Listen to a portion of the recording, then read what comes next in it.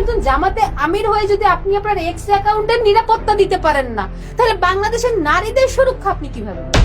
এবং উনি যদি জিতে যান, আল্লাহ রহমতে উনি তো সংসদে যাবেন, গিয়ে আপনাকে তো প্রতিটা ডাকবেন। আল জাজিরায় জামাতের আমির প্রায় 8টা কি 9টা টপিকে কথা বলেছে, কিন্তু হাইলাইট হইলো কোনটা? নারী ইস্যু। তাহলে টার্গেট কারা করেছে? জামায়াতের রাজনীতিটা আসলে এই মুহূর্তে বাংলাদেশের মেয়েদের সঙ্গে যাচ্ছে না। আমাদের একদম কেন্দ্র থেকে শুরু করে থানা পর্যন্ত মহিলাদের আলাদা কমিটি আছে, ইচ অ্যান্ড এভরি পার্সপেক্টিভে। হ্যাঁ, আপনারা যেহেতু কেউ শিক্ষক, কেউ ডাক্তার, আপনারা আপনাদের প্রফেশন সামলাচ্ছেন, আপনারা সংসার সামলাচ্ছেন, সেখানে আপনারা সংসদ সামলাতে পারবেন না, দেশ সামলাতে পারবেন না, এই কনফিডেন্ট আপনাদের মধ্যে নাই। কনফিডেন্সটা আমার তো মনে হয় যে আপনারা পারবেন, কারণ আমি আপনাদের কথা শুনে আমার যে মনে হয়েছে যে আপনাদের মধ্যে সেই গুণাগুণগুলো আছে। আপনাদেরকে বুঝতে হবে, সেটা হচ্ছে জামাত অন্য পার্টির সাথে জামাতকে তুলনা করা যাবে না। কেন? কারণ হচ্ছে অন্য পার্টিতে কিন্তু মেয়ে উইংস আলাদা না। হ্যাঁ, এই দেশের মানুষ ধর্মপ্রাণ, কিন্তু ধর্ম ভীরু না। ধর্ম দিয়ে আপনি ভয় দেখাতে পারবেন না। উইমেন লিডারশিপের প্রতি জামাতের মনোভাব কি, এটা যদি বুঝতে চাই তাহলে 91-এ বেগম খালেদা জিয়ার সাথে জামাতের নেতৃবৃন্দের সম্পর্ক দেখবেন, 2001-এ বেগম খালেদা জিয়ার দলের সাথে জামাতের নেতৃবৃন্দের সম্পর্ক দেখবেন। তবে আমি বলতে চাই যে আপনার অধিকারের কথা যদি আপনি না বলতে পারেন, পাশ থেকে আমরা বলে কোনো লাভ হবে না। যে আমাদের নারীদেরকে অ্যাটাক করা হচ্ছে, ভিডিওগুলো আছে, সমস্ত প্রমাণ নিয়ে, এফআইআর গুলা নিয়ে ওনারা গিয়েছে, সেখান থেকে বের হয়ে আসার পরে তাকে কি এই কথাটা প্রশ্ন করা যায়? এটা তো একটা অপ্রাসঙ্গিক। তাহলে টার্গেট কারা করছে? টার্গেট এখানে জামাত, টার্গেট এখানে নারী না। জামায়াতের বোনদেরকে কিছু বলা আর না বলা আমার মতে unfortunately same. Slip of tongue হোক আর যে কারণেই হোক, তার বিরুদ্ধে দৃশ্যমান ব্যবস্থা নেওয়া হয়েছে। এখন সমস্যা হচ্ছে তাকে আর 5 বার বহিষ্কার করতে হবে না। জামাত থেকে একবার বহিষ্কার মানে it's for the life time. বাংলাদেশকে যারা সেই মধ্যযুগীয় অন্ধকার যুগের দিকে যারা নিয়ে যাওয়ার চেষ্টা করবে, আপনারা 1 জুলাই দেখেছেন, আর 1 জুলাই দেখবেন যেখানে বাংলাদেশের সকল লক্ষ লক্ষ নারীরা নেমে আসবে।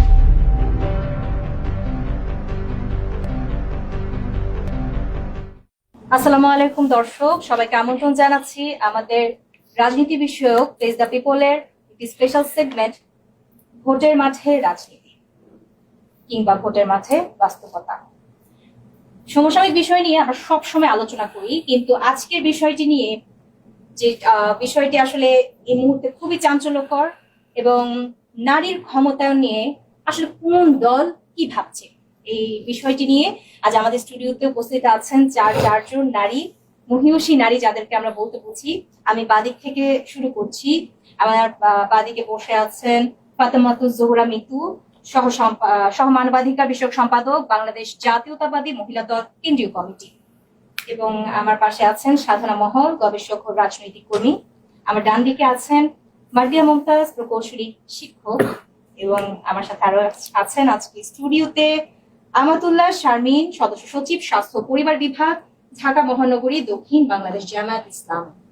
আপনাদের সবাইকে অসংখ্য ধন্যবাদ। এবং এই মুহূর্তে বাংলাদেশ কিন্তু উত্তাল নারীবাদী নিয়ে কিংবা নারীকে নিয়ে ভাবছে। তো একটি প্রশ্ন আমি প্রথমে আমার বাদিক থেকে শুরু করতে চাই, সাধনা আপনাকে দিয়ে। নারীরা জামায়াতের প্রধান হতে পারবেন না কখনো, স্পেসিফিক ভাবে বলা হয়েছে।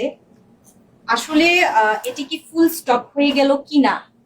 এবং 2 দিন ধরে এক্স এর যে মন্তব্যটা আমরা দেখলাম, ভাইরাল হয়ে যাওয়ার বিষয়টা খুবই সবাইকে খুব প্যারা দিচ্ছে। এক কথায় বলা যায় নারীরা কেউ ঘুমাতে পারছেন না, কিংবা নারীরা ভাবছেন, ভয় পাচ্ছেন। আসলে এর নেপথ্যে আসলে কি ছিল, এবং এই বক্তব্যটি আসলে কতটা প্রাসঙ্গিক?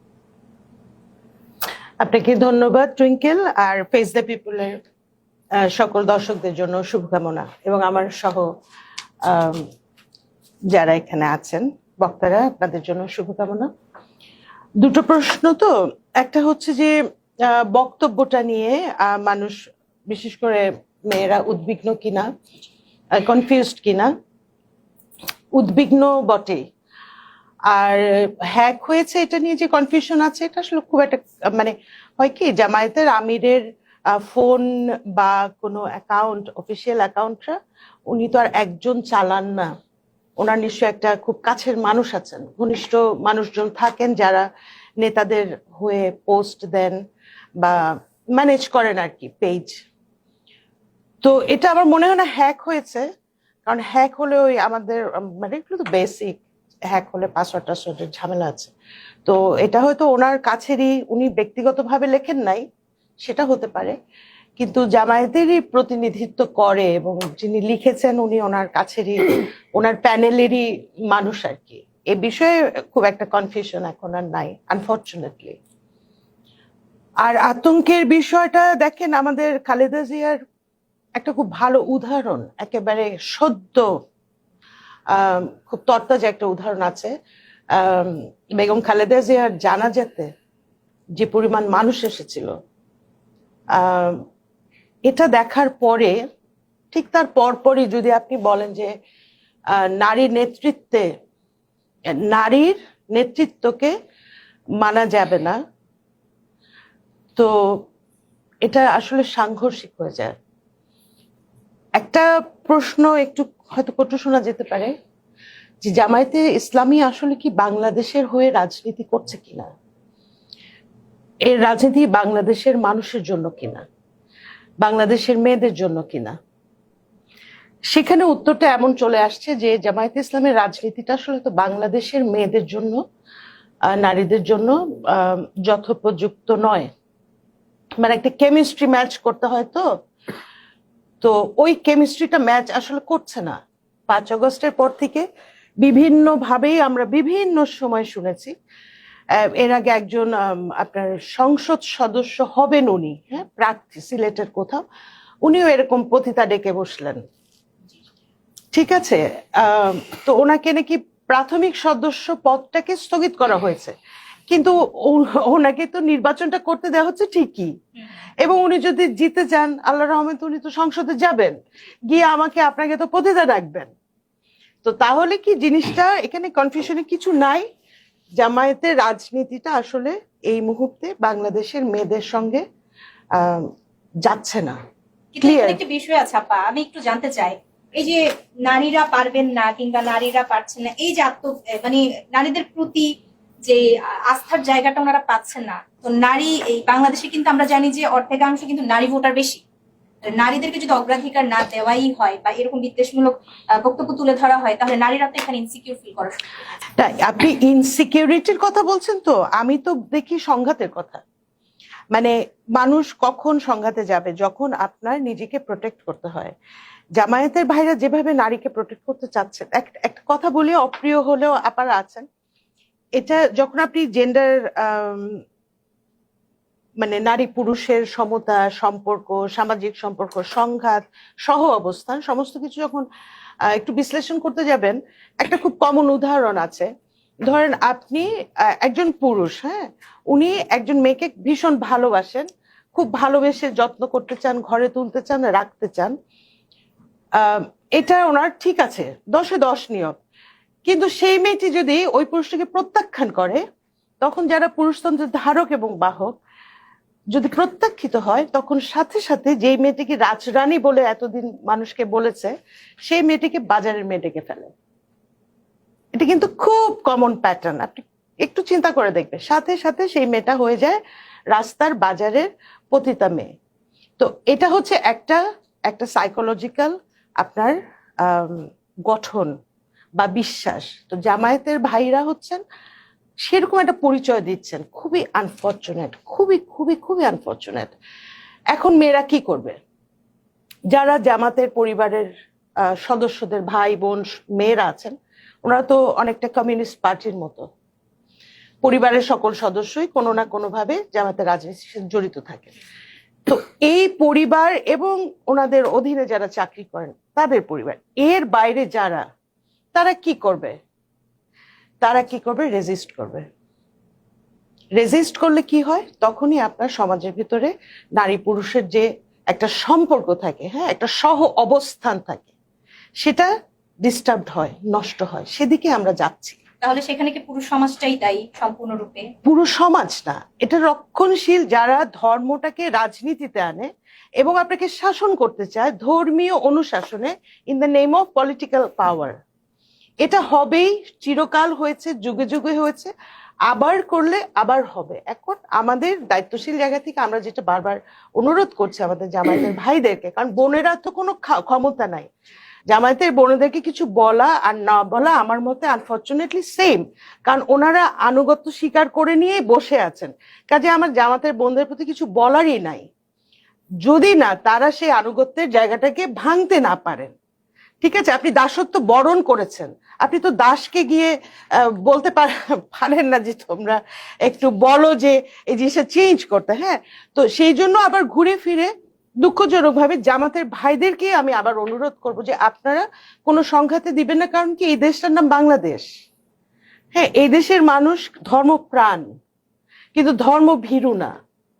ধর্ম দিয়ে আপনি ভয় দেখাতে পারবেন না, কারণ আপনি তো ওই হেলিকপ্টার দিয়ে গুলি করে, স্নাইপার দিয়ে আর একেবারে শার্প শুটার সামনে থেকে গুলি করে আপনি তো ভয় দেখাতে পারেননি। সেখানে মেয়েরাও ছিল, মায়েরা ছিল।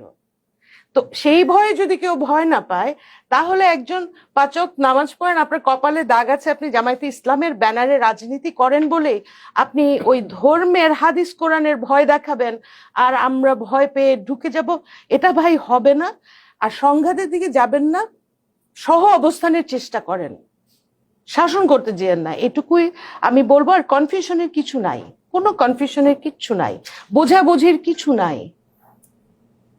হয় সংঘাতের দিকে আগাবেন, অথবা সংঘাতের দিকে না গিয়ে সহ অবস্থানের দিকে যাবেন, টলারেন্সের দিকে যাবেন, এটুকুই। আমি একটু এই বিষয়ে আপনার কাছ থেকে জানতে চাইবো। আমাতুল্লাহ শারমিন আজকে আমাদের সাথে, সদস্য সচিব, স্বাস্থ্য ও পরিবার বিভাগ, ঢাকা মহানগরী, দক্ষিণ বাংলাদেশ জামায়াত ইসলামী। আচ্ছা আপা, আসলে জামাত কি নারীদেরকে আসলে ভয় ভীতি দেখে আগে ভাগেই এক্সাইট করে দিতে চাচ্ছেন কিনা, কিংবা তারা আগে থেকে আসলে এইভাবে একের পর এক কথা আমরা বলতে পারি আলটিমেটাম দেওয়া, কোথায় নারীদেরকে আগে থেকেই মানে বুঝিয়ে দেওয়া যে আসলে আমরা আসলে ক্ষমতায় তোমাদের কোনো চিহ্ন থাকবে না, তোমরা তোমাদের জায়গায় থাকবে, আর নারীকে আমরা কখনো ভরসার জায়গায়, সেই জায়গায় যোগ্য স্থান মনে করি না। আসলে এই বিষয়টি আপনি কিভাবে খণ্ডায়িত করবেন, আমি একটু আপনার কাছে ছেড়ে দিলাম। আচ্ছা, এই বিষয়গুলো ভালো করে বুঝতে হলে আসলে প্যাটার্ন বুঝতে হবে যে হচ্ছে ধরেন আমরা মহিলা জামাত কিভাবে কাজ করি, আমাদের সাথে ওনারা যে এক্সপেক্টে বিহেভ করেন নিশ্চয়ই ওই এক্সপেক্টেই আপনি করবেন, জাজ করবেন। সেই সাথে আরো কিছু ব্যাপার আছে। প্রথম নাম্বার হচ্ছে যে মহিলা বিভাগ কিন্তু একদমই আলাদা আমাদের পুরুষ বিভাগের চেয়ে, আমরা পুরুষের আন্ডারে কাজই করি না। ফার্স্ট পয়েন্ট এটা। আমাদের একদম পুরা মানে কেন্দ্রের সভানেত্রী আলাদা, আপনারা দেখছেন নুরুন্নেসা সিদ্দিকা, উনি মহিলা বিভাগীয় সভানেত্রী আমাদের। তারপরে একদম কন্টিনিউয়াস প্রশাসনিকভাবে প্রত্যেকটা জেলা সভানেত্রী আছেন, প্রত্যেকটা উপজেলা সভানেত্রী আছেন, প্রত্যেকটা থানা সভানেত্রী আছেন, তারা কেউ পুরুষের আন্ডারে কাজ করেন না। আমাদের পুরো বিভাগ পুরুষের সাথে করেন না, আমরা সাথে কি একসাথে কাজ করতে পারেন পুরুষ নারী? না না, আমাদের তো ইসলামিক কনসেপ্টই, আমরা তো হচ্ছে পুরুষ নারী একসাথে কাজ করি না। না না, আন্ডারে না, আমরা পুরো ভিন্ন এবং যার যার নেতৃত্ব সে জায়গায় থাকে। আমাদের কিন্তু এরকম না যে হচ্ছে আমাদের একজন পুরুষ সভাপতি থাকে, তার আন্ডারে আমাদের মেয়েরা কাজ করে। তাহলে প্রধান হিসেবে নারী কখনো কেন আসতে পারে না? না, প্রত্যেকটা জায়গায় আসতে পারবেন আপনি, এটা তো এখন ভুল বলতে পারেন। সেটা হচ্ছে 16 বছরে আপনি জাজ করতে পারবেন না। আমাদের হচ্ছে 16 বছরে প্রত্যেকটা প্রোগ্রাম হয়েছে। এখন ধরেন মিডিয়া যায় নাই, প্রথম আলোর মতো বা এগুলা ভুল নিউজ ছড়াইছে অথবা যায় নাই, সেটা ভিন্ন ইস্যু। হ্যাঁ, এগুলো কিন্তু আমরা দেখে আসছি। এখন এগুলো নিয়ে টকশোতে এত লং টাইম ডিসকাশনে যাওয়াটা আমার কাছে অহেতুক মনে হয়। কারণ হচ্ছে 16 বছর ফ্যাসিস্ট কিভাবে গড়ে উঠছে, এভাবেই তো গড়ে উঠছে যে বিপরীত মতকে সে প্রাধান্য দেয় নাই, অথবা ফোকাস করে নাই, অথবা নিষ্কাশন করার চেষ্টা করছে। আমি নিজেই জেলে গেছি। সো হচ্ছে যে মানে আমার সাথে আরো কতগুলো বোন ছিল, তারাও জেলে গেছে শরীয়তপুরে একটা প্রোগ্রামে যে। সো হচ্ছে ওখানে শুধু আমরা নর্মাল কোরআন হাদিসের তালিম করতে গেছি। হ্যাঁ, আমরা স্বাধীনভাবে কাজ করতে পারি। এখন আমি আপনাকে বলি যে আমাদের নেতৃত্বটা এভাবে, এখানে মহিলাদেরকে আলাদা নেতৃত্ব দেওয়া হয়েছে। আমাদের প্রত্যেকটা বিভাগের নেতৃত্ব আলাদা আছে, মহিলা সভানেত্রী আছে, সেক্রেটারি আছে, পুরো কমিটি আছে। আপনি অন্য কোনো দলে এটা দেখাইতে পারবেন না যে পুরো কমিটি আছে। ওকে, আমাদের একদম কেন্দ্র থেকে শুরু করে থানা পর্যন্ত মহিলাদের আলাদা কমিটি আছে, ইচ অ্যান্ড এভরি পার্সপেক্টিভে। যেমন ধরেন যে আমাদের কমিটিগুলো কেমন, সভানেত্রী, সেক্রেটারি, তারপর হচ্ছে মানব উন্নয়ন বিভাগ, মিডিয়া বিভাগ, স্বাস্থ্য বিভাগ। দেখেন আমি স্বাস্থ্য বিভাগের সদস্য সচিব। তারপর এরকম করে আমাদের প্রত্যেকটা ক্যাটাগরিতে, সাংবাদিক বিভাগ প্রত্যেকটা ক্যাটাগরিতে, এবং তাই সেখানে মেয়েরাই পরিচালনা করে, সেখানে পুরুষরা নাই। থেকেই থাকে তাহলে ওনাকে যখন আল জাজিরাতে তিনি জিজ্ঞাসা করলেন ভদ্রলোক উপস্থাপক, উনি সরাসরি কেন বলে দিলেন যে উনি সরাসরি বলেছেন যে জামায়াতের প্রধান হিসেবে নারী কখনো ক্ষমতায় আসতে। এখন ধরেন আপনাদেরকে বুঝতে হবে, সেটা হচ্ছে জামাত অন্য পার্টির সাথে জামাতকে তুলনা করা যাবে না। কেন? কারণ হচ্ছে অন্য পার্টিতে কিন্তু মেয়ে উইংস আলাদা না, এই জন্য তাদের চেয়ারপারসন বলতে কিন্তু ওনারা সবাই চেয়ারপারসন একজনই, কিন্তু আমাদের কিন্তু মেয়ে উইংস আলাদা। আমাদের ছেলে এবং মেয়ে বিভাগ আলাদা। ছেলেদের জন্য এবং আমাদের মেয়ে এবং ছেলে উভয় সদস্যের ভোটে আমির নির্বাচিত হন। এখানে কিন্তু সবার মতামতের ভিত্তিতে পুরো গণতান্ত্রিক পন্থায় হয়েছে। এখানে কিন্তু মেয়েদের মতামতকে উপেক্ষা করে আমির করা হয় নাই। মেয়েরা ভোট দিছে, যত পার্সেন্টেজ থাকুক, আমাদের সিস্টেমই হচ্ছে এটা একদম নিচু থেকে ভোট হয়ে উপর পর্যন্ত যায়। কেউই ভোট ছাড়া একজনও নির্বাচিত হন নাই। এমনকি আমাদের যে কেন্দ্রের শুরার মেম্বার, মানে আমাদের তো একটা মজলিসের শুরা আছে, আমি কিন্তু একা ডিসিশন নেন না, এটা আপনাদেরকে বুঝতে হবে। অন্য অন্য দলে যেরকম কি আপনারা মনে করেন যে চেয়ারপারসন বা যে হচ্ছে মেইন তার কথা মতো সব হয়ে যায়, কিন্তু আমাদের কিন্তু এরকম সিস্টেম নাই। আমাদের পুরো গণতান্ত্রিক সিস্টেম। আমাদের আমিরের সাথে আর একটা মজলিসের শুরা থাকে, সেই শুরায় আমাদের মহিলা এবং পুরুষ দুইজনাই আছে, এবং সেই শুরার সম্মিলিত যে কোনো একটা জিনিসই আমি যদি মতামত নেই, স্পেসিফিক ভাবে উনি বলেছেন যে না, আসলে তো এটা কি ইনসিকিউরিটি জায়গা থেকে তাহলে বলেছেন? না, ইনসিকিউরিটি জায়গা থেকে না, উনি এটা আপনারা তো জামাতকে ইসলাম হিসেবে দেখতে চান, এটাকে আপুও বললেন যে আপনারা ইসলামিক, তাহলে আপনাদেরকে আমরা ওভাবে দেখতে চাই। তাহলে আমরা নিশ্চয়ই এখন ইসলামিক ওই রুলস ভায়োলেট করবো না শুধু, কিন্তু আর সব জায়গায় নারী নেতৃত্ব আপনি দেখতে পাবেন। শুধু আমির নির্বাচনের আমি ক্ষেত্রে উনি আমি এই কি কথাটা একটা বলছেন। সম্পূরক প্রশ্ন করব, মানে আপা যেটা বোঝাতে চাচ্ছেন যে নারীরা ভোট দিতে পারছেন, হুম। সেটা নিয়ে আমাদের প্রশ্নটা, কিন্তু নারীকে আমির হিসেবে প্রতিদ্বন্দ্বিতা করতে পারবেন কিনা, না, এটাও তো আসলে মানে ডিপেন্ডস এটা কি হ্যাঁ বা না নাকি? না, উনি তো ওখানে বলেই দিচ্ছেন, দেখেন সেটা যে কি? ইসলামে কিন্তু বলাই হয়েছে যে না, হচ্ছে আপনি কি হ্যাঁ বা না বলতে পারছেন না নাকি? না না, হ্যাঁ না না বলতে পারবো না, কারণ ইসলামে যেটা রুলস সেটা তো আমরা সবার জন্যই প্রযোজ্য, সেটা কি? ঠিক আছে? ইসলামে সেটা কিন্তু কি? নারীদেরকে নিষেধ না, করা সেটা কি? হয়েছে। আমি আমি তো কিন্তু শুনতে চাচ্ছিলাম। আমি কিন্তু এই জায়গায় যাচ্ছি যে আপনারা বিষয়টা তো আসলে পুরা একটা ইসলামিক পড়তে হবে, দেন কোয়েশ্চেনটা আপনাকে আস্ক করতে হবে। ও, আচ্ছা। আপনি হুট করে পিক করে যে কোনো একটা জায়গায় আস্ক করতে পারেন না, কারণ হচ্ছে শরীয়ত বিষয়টা তো ছোট না, তো ভাস্ট। না, না, যেমন আমি একটা ছোট উদাহরণ দিই, হযরত আয়েশা রাদিয়াল্লাহু আনহা কিন্তু উষ্টির যুদ্ধের সেনাপতি ছিলেন, তাহলে উনি নেতৃত্বে ছিলেন না? আপনি এটা তো জামায়াতের বলতে আমির পারছেন না। পদে এবার উনি কিন্তু নেতৃত্বে ছিলেন, কিন্তু আমাদের জামাতের আমির যেটা বলছেন সেটা হচ্ছে আমাদের দলের জন্য আমরা আমির একজন পুরুষকে সিলেক্ট করছি, এবং হচ্ছে ইসলামে আসলে ইমাম বা আমির যেটাই বলেন না কেন, এটা একটু শরীয়ত নিয়ে মতভেদ আছে, এই জন্য এই কনফ্লিক্টের জায়গায় জামাত যায় নাই। কিন্তু যদি আপনার শরিয়া মোতাবেকই আসলে ইসলামপন্থী শাসন অনুশাসন হুম। মেনে যদি চলেন, তাহলে আমরা এই আপনাদের কিন্তু দাঁড়িপাল্লার একটি থিম সং বেরিয়েছে, হুম। যেখানে বাদ্যযন্ত্র বাজনার কিন্তু আমরা শুনি। হুম। ইসলামে তো বাজনাও হারাম আছে। না, এখানে আমি আপনাকে বলি, সেগুলো কিন্তু এই কথাটাই আমি আপনাকে বলতে চাচ্ছিলাম, সেটা হচ্ছে যেটা আমাদের দলের জন্য প্রযোজ্য, যে হচ্ছে আমরা জামায়াতের না, কিন্তু এই যে সবাই বলে যে জামাত ক্ষমতায় আসলে সবাইকে বোরখা পরাবে কিনা, সবাই ভয় থাকবে কিনা, এটা আমাদের দলের জন্য প্রযোজ্য। আপনি ইসলামিক অনুশাসন মানলে আমার দলের সদস্য হবেন বা এরকম, কিন্তু এটা তো অন্য মানুষের জন্য প্রযোজ্য না, জাতীয়ভাবে প্রযোজ্য না। আপনি কিন্তু এখনো প্রশ্নের উত্তরটা দিলেন না, যে আমিরে জামাতের পদে কোন নারীর সদস্য 30 বছর দল করার পরে প্রতিদ্বন্দ্বিতা করতে পারবেন কি না? এখানে কিন্তু প্রতিদ্বন্দ্বিতা হয় না। আমি আমি আচ্ছা, আমি আচ্ছা। অবশ্য আমার কিন্তু serial এর জন্য ভোটাভুটি অপেক্ষা হয় করা যে দরকার। বললেন, ভোটটা। হ্যাঁ, এখানে আচ্ছা, এই হচ্ছে প্রশ্নটি আমি আপনার কাছে জি জি ছাড়তে প্লিজ চাই। প্লিজ। আপনি যেহেতু একজন শিক্ষক, আমি একটু আপনার কাছে, আচ্ছা প্রথমে আরেকটি প্রশ্ন আমি শিখে রাখবো। আপনি যে একজন শিক্ষক, সমাজের একজন মানুষ শিক্ষক, আপনার কাছে তো কখনো নারী কিংবা পুরুষ সমতা হয় না, আপনি একজন শিক্ষক, সেই জায়গা থেকে আপনি কি আপনার কাছেও প্রশ্নটা রাখলাম, নারীদেরকে নিয়েই বারবার যে জামাত থেকে কথাগুলো উঠে আসছে, নারীদেরকে কেন টার্গেট করা হচ্ছে? Why not male person? নারীদেরকে নিয়ে কথা হবে কেন? আগে তো আমরা শুনিনি নারী নিয়ে 16 বছর কিংবা আগে যাই বছর হয়েছে নারীদেরকে নিয়ে কখনো কথা শুনিনি, কিন্তু এখন আমরা প্রতিনিয়ত নারীদেরকে নিয়ে, মানে নারীদেরকে আসলে যে কোনো জায়গায় হচ্ছে যে একটা টার্গেট করে কথা। এটা কেন? এটা কি মানে এটা আসলে নেপথ্যের কারণটা কি? ওকে, আসসালামু আলাইকুম যারা আমাদেরকে শুনছেন সবাইকে, এবং যারা আমার সাথে আছেন। এখানে একটা কথা খুব সুন্দর বলেছেন আপনি, যে কেন নারীকে টার্গেট করছে। হ্যাঁ, নারীকে টার্গেট করছে না, নারী যখন প্রসঙ্গে থাকে তখন যেই বক্তব্যটা নিয়ে আপনি অনেকগুলো কথা বলছেন, আল জাজিরায় জামাতের আমির প্রায় 8টা কি 9টা টপিকে কথা বলেছেন, কিন্তু হাইলাইট হইলো কোনটা? নারী ইস্যু। তাহলে টার্গেট কারা করেছে? মনে করেন যে এটা আমেরিকায় গিয়ে উনি একটা কথা বলেছিলেন, নারীর কর্মঘণ্টা কমিয়ে 5 ঘন্টা করে দেওয়ার সুযোগ থাকবে, সেখানেও একই কথা, সেখানে উনি একটা কথা বলেন নাই। সেখানে এটা একটা 1 ঘন্টার স্পিচ ছিল, প্রায় 50 মিনিটের স্পিচ, সেইখানে এই একটা ইস্যু নিয়ে বারবার কথা হচ্ছে। ওখানে যে বাকি প্রস্তাবনাগুলো ছিল ওগুলো নিয়ে কোনো কথা হচ্ছে না।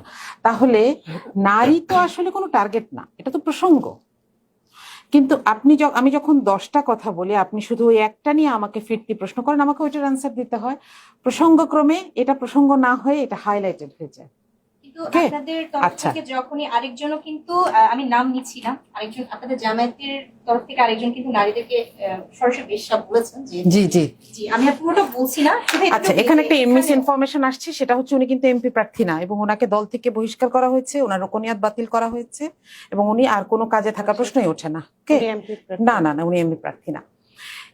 এইটা স্লিপ অফ টাং হোক আর যে কারণেই হোক, তার বিরুদ্ধে দৃশ্যমান ব্যবস্থা নেওয়া হয়েছে। এখন সমস্যা হচ্ছে তাকে আর 5 বার বহিষ্কার করতে হবে না। জামাত থেকে একবার বহিষ্কার মানে is for the life time.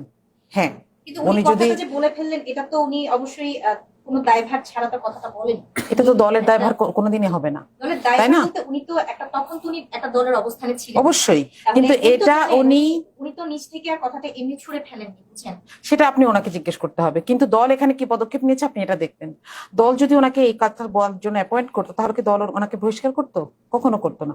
আপনি দেখেন বিএনপির একজন বলছেন যে মহিলাদেরকে, জামাতের ছাত্রী সংস্থার মহিলারা আসলে তাদের ছায়া খুলে নিতে হবে। তাকে কি দল বহিষ্কার করেছে? করে নাই, কারণ এটা দলীয় পলিসির অংশ। বুঝাতে পারছি? তাহলে উনি যেহেতু দলের বিপরীতে গিয়ে কথা বলেছেন, দল ওনাকে তৎক্ষণাৎ ব্যবস্থা নিয়েছে।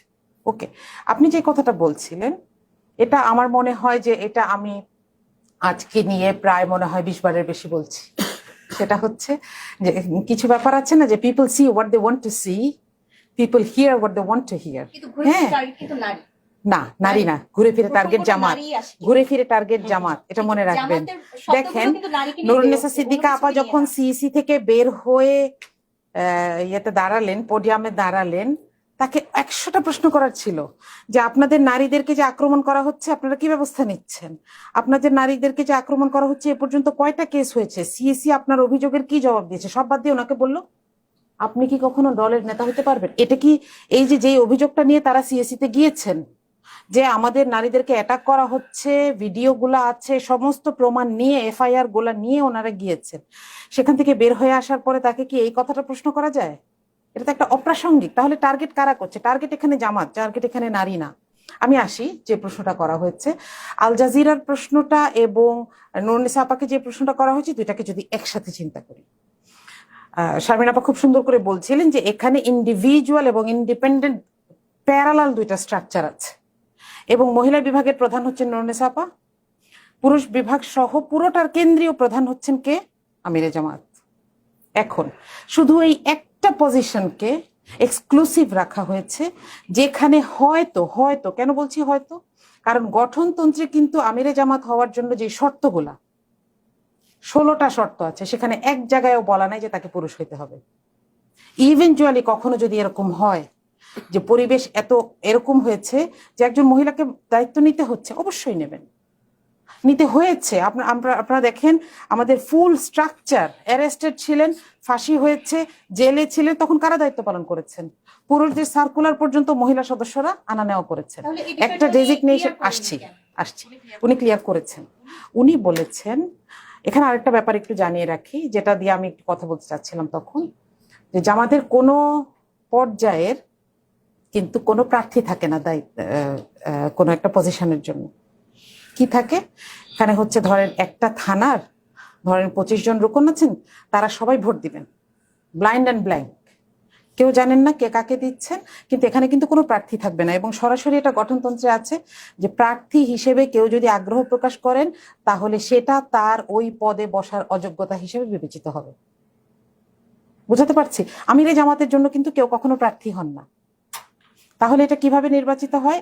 আমাদের কাছে একটা ভোটার লিস্ট আসে, যে সারা দেশের রোকন কারা, এরপর সেখান থেকে রোকনরা যাকে পছন্দ করছেন ভোট দিচ্ছেন, এবং এটা ফ্রি অ্যান্ড ফেয়ার, কেউ জানে না যে আমার পাশের জন কাকে ভোট দিচ্ছে, কিংবা এখানে কোনো সিন্ডিকেট নাই, এখানে কোনো ক্যানভাসিং নাই। আপনি কখনো দেখবেন না যে একজন প্রধান হতে চাচ্ছে, আপনি কখনো দেখবেন না যে কাওরান বাজার শাখা জামাতে ইসলামীর একজন বড় একটা চেহারা, এটা দেখবেন না।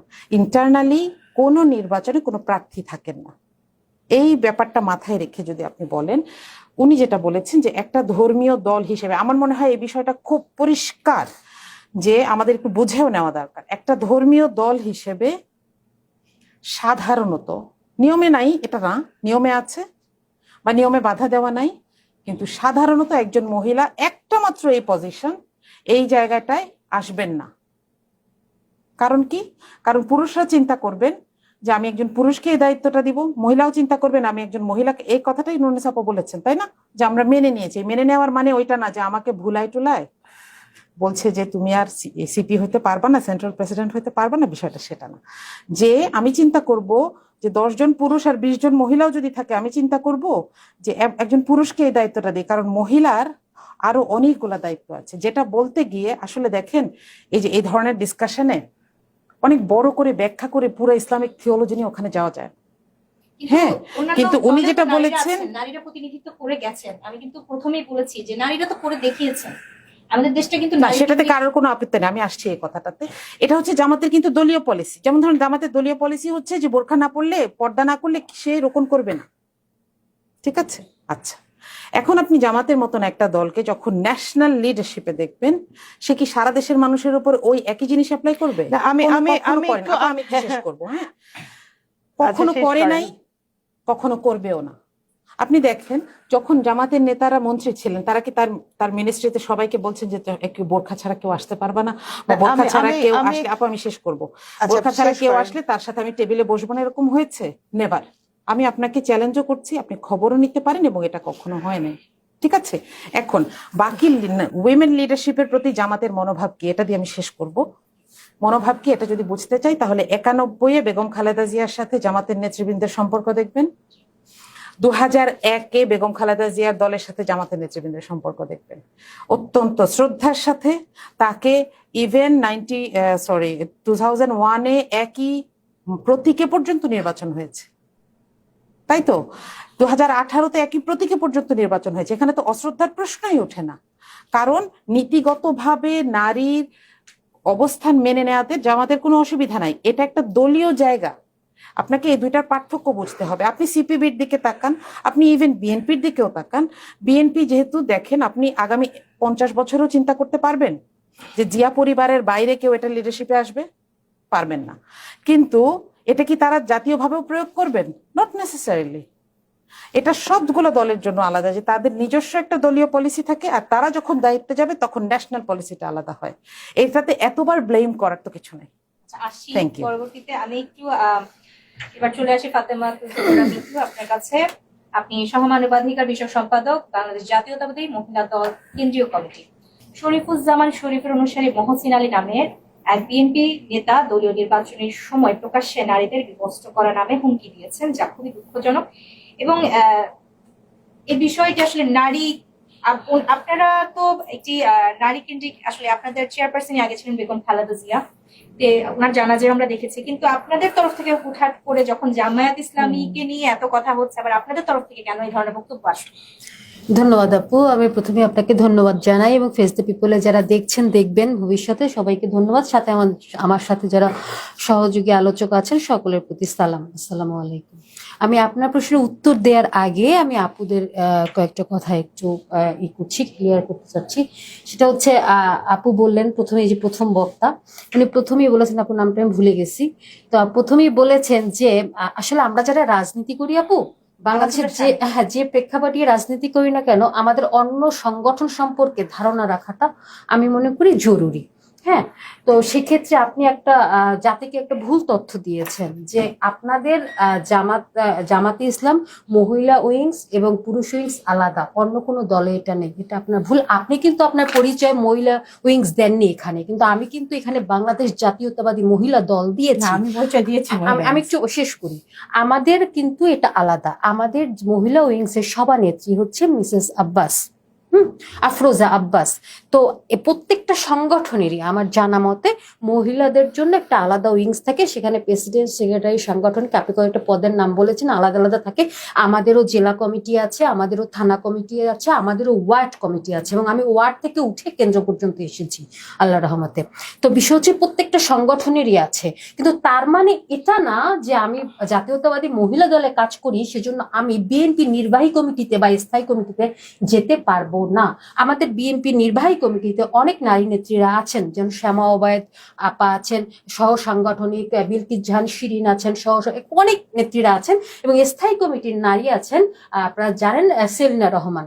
কিন্তু আমাদের প্রশ্ন ছিল যে জামাতের যে মূল যে কমিটি সেখানে আপনাদের সুযোগ সেই রকমের আছে কিনা।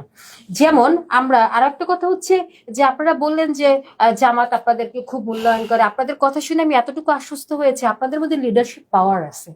হ্যাঁ, আপনারা যেহেতু কেউ শিক্ষক কেউ ডাক্তার, আপনারা আপনাদের প্রফেশন সামলাচ্ছেন, আপনারা সংসার সামলাচ্ছেন, সেখানে আপনারা সংসদ সামলাতে পারবেন না, দেশ সামলাতে পারবেন না, এই কনফিডেন্ট আপনাদের মধ্যে নাই। কনফিডেন্স তা আমার তো মনে হয় যে আপনারা পারবেন, কারণ আমি আপনাদের কথা শুনে আমার যে মনে হয়েছে যে আপনাদের মধ্যে সেই গুণাগুণগুলো আছে।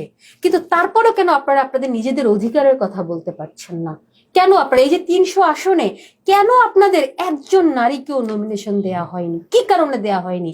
আপনাদের সংগঠনে তো অনেক নারী নেত্রীরা আছেন, যেমন এই আপুই তো এক জায়গায় নির্বাচন করার মতো, বা আপনি নির্বাচন করার মতো আমি মনে করি যত কোয়ালিটি থাকা দরকার সবকিছু আছে, শিক্ষা আছে, ভালো কথা বলতে পারেন, রাজনৈতিক ত্যাগ আছে, তাহলে কেন আপনারা নমিনেশন পেলেন না? তো সেই অধিকারের কথাটা আপনারা কেন বলতে পারছেন না? দ্বিতীয়ত আরেকটা কথা বলতে চাচ্ছি, সেটা হচ্ছে আরপিওতে যে প্রোগ্রাম শুরু হওয়ার আগে আমি বলেছিলাম যে আমরা কিন্তু আন্দোলন করেছিলাম 30% নারীর জন্য, এবং কমিটিতে 30% নারী এবং নির্বাচনে 10%। কিন্তু আমার বিষয় হচ্ছে আমি জানি না নির্বাচন কমিশন কেন এটা গ্রান্ট করলো। ওনারা বলেছিলেন যে 10% নারী থাকতে হবে, প্রত্যেকটা দলের নমিনেশন দিতে হবে, কিন্তু কেন না দেওয়ার পরেও যে এদের নির্বাচনে কেন অংশগ্রহণ করতে দিল বা এই সংগঠন মানে এই দলগুলোকে, সেটা আমার বোধগম্য নয়। তবে আমি বলতে চাই যে আপনার অধিকারের কথা যদি আপনি না বলতে পারেন, পাশ থেকে আমরা বলে কোনো লাভ হবে না। তবে আমরা এই কারণেই বলি যে আওয়ামী লীগ যত খারাপই হোক, আমি আগেই বলেছিলাম যে এই মহিলা আওয়ামী লীগ, মহিলা দল এবং বাম দলের অনেক নেত্রীরা আমরা এক টেবিলে বসেছিলাম 33% নারীর প্রতিবাদে। না ডাকে কেমনে যাই আপা? না, এটা আমরা করেছি। তো এই একটা আমাদেরকে তো জায়গায় ডাকে কিন্তু নাই। আমরা এক হয়ে গিয়েছিলাম যে না, এই আরপিওতে অনুযায়ী 33% নারী থাকতে হবে। আমরা তার মধ্যযুগে ফেরত যেতে চাই না আপু। আমরা বাংলাদেশে বাল্য বিবাহ, আবার সেই বহু বিবাহ, হাইকোর্টের রায় দেখে পুরুষেরা পুলকিত হবে যে বহু বিবাহ করা যাবে, এই সকল জায়গায় তো আমরা ফেরত যেতে চাই না। যখন আমরা প্রতিবাদ করছি যে সুপার 2-তে প্রত্যেক কমিটিতে নারী দিতে হবে, যখন আমরা প্রতিবাদ করছি যে সব জায়গায় সুপার 2-তে নারী থাকতে হবে, তখন আপনারা বলছেন আমরা মেনে নিয়েছি। তাহলে সেই মেনে নেওয়াটা, আপনাদের মেনে নেওয়াটা তো আমি মনে করি বাংলাদেশের এক অংশের নারীদের হার, পরাজয়। আপনারা কেন এটা মেনে নেবেন? আর একটা যেটা বলতে চাচ্ছি যে আপু যেটা বলেছেন যে হ্যাঁ, না সেটা বলছি, আপনি আরেকটা কথা বলেছেন যে এইটা প্রশ্ন করতে হলে আপনার এই বিষয়ে পড়াশোনা করতে হবে। এখন আমি দেশের জনগণ, ধরেন আমি মূর্খ জনগণ, আপনি একজন রাজনীতিবিদ, আমি আপনাকে প্রশ্ন করতে পারি, এটা আমার অধিকার, এটা আমার সাংবিধানিক অধিকার। এখন সেই প্রশ্ন করতে গেলেই যদি আমাকে আলেমা হতে হয়, সেই প্রশ্ন করতে হলেই যদি আমাকে পবিত্র কোরআন শরীফ মুখস্থ থাকতে হবে, হাদিসে পারদর্শী হতে হবে, তাহলে তো আপনি আমাকে ছোট করছেন। কারণ আপনি যেহেতু রাজনীতিতে আসছেন, আমি আমার অধিকার নিয়ে আপনাকে প্রশ্ন করতে পারি, আপনি আমাকে বুঝিয়ে বলবেন, আপনি আমার জায়গাটাকে আইডেন্টিফাই করে দেবেন। কিন্তু আপনি আমাকে উত্তর দিতে না পারলে আপনি বলবেন আপনি এটা বুঝবেন না, আপনাকে বললো আপনার এই বিষয়ে পড়াশোনা নাই, তা আমি তো বলবো এটা আপনি পুরো জাতিকে ছোট করছেন। আর একটা ব্যাপার হচ্ছে, আপু একটা কথা বলেছেন যে জামাতে আমির অনেক বিষয়ে কথা বলেছে, কেন নারীর বিষয়টি কোর্ট হচ্ছে?